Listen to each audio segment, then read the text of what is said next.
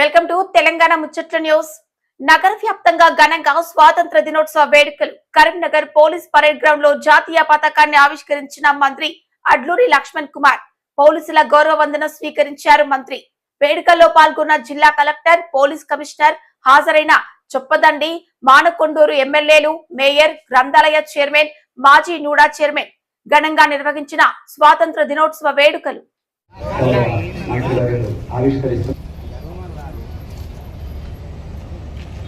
వన్నెల జెండా, ముచ్చటైన జెండా,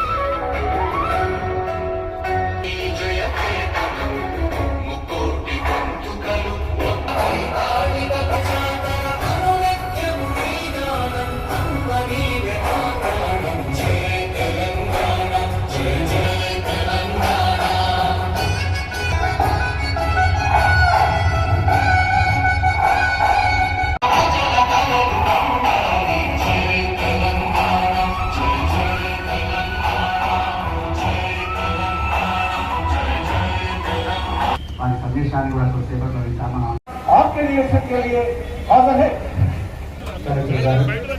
అలాగే కార్యక్రమంగా ఏపీ విజయ్ కుమార్ గారు ఈ కార్యక్రమంలో